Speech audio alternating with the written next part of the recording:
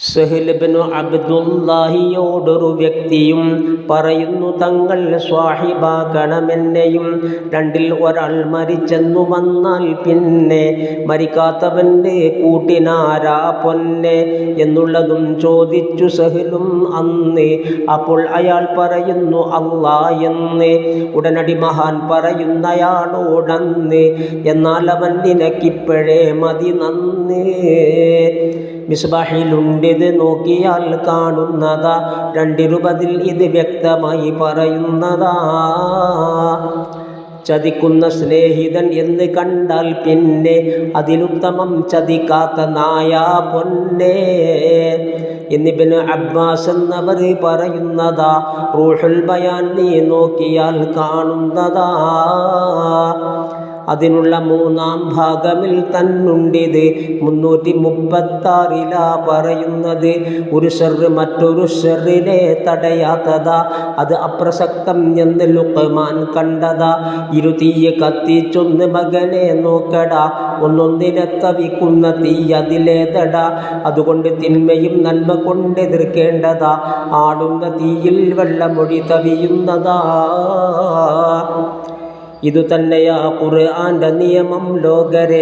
സൂറത്ത് ഫുസ്സിലത്തോത് ഇത് കാണും വരെ. ആരോ ഒരാൾ തിന്നുന്നു, മറ്റൊരു വ്യക്തിയും നിൽക്കുന്നതായി അതിലേക്ക് കണ്ണും നോക്കിയും. നൽകാതെ വന്നാൽ നോക്കി നിന്നവൻ അല്പവും, മരുന്നൊന്നുമില്ലാതായി വരും ഒരു രോഗവും എന്നുള്ളതും തിരു മുസ്തഫ പറയുന്നതാ. മുസ്തറഫിൽ നീ നോക്കിയാൽ കാണുന്നതാ. ഉടനുള്ള ഗുണമിൽ ഏവനും സന്തോഷമാ, അത് ഭാവിയിൽ ലഭിക്കുന്ന മുത്തിൽ മെച്ചമാ. ഹൃദയം സുറൂറാകുന്നതിനെന്താ വഴി? സൂറത്ത് യാസീൻ തന്നെ മതിയെന്ന മൊഴി. അതിരാവിലെ ഒന്നോതിയാൽ വൈകും വരെ സന്തോഷമാ ഹൃദയത്തിനെന്നാ ലോകരെ. അതുപോലെ വൈകുന്നേരവും ഒന്നോതണേ, സൂര്യോദയം വര റാഹത്താണെന്നോർക്കണേ. ഇത് അൽ ബിദായത്തു വൻ നിഹായയിലുള്ളതാ. 249 വന്നതാ. കൂടാതെ തഫ്സീർ റാവിയും പറയുന്നതാ. യാസീന്റെ ശ്രേഷ്ഠത നോക്കിയാൽ കാണുന്നതാ. നട്ടുച്ച സമയമിൽ ഓതിയെന്നാലോ ഇത് ഹാജാത്തുകൾ വീടുന്നതാ നിനക്കുള്ളത്. മിർഖത്ത് 2 നോക്കിയാൽ കാണുന്നതാ. 606 പേജ് അതിൽ വിവരിച്ചതാ.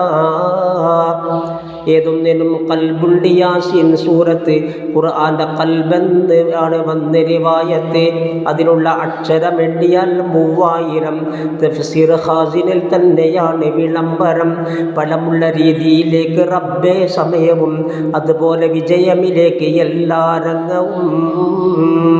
തിരുമുസ്തഫ നബിയിൽ സ്വലാത്തും സലാമുകൾ ചൊരിക്കണമേ ചിലക്കുന്ന കാലം പക്ഷികൾ.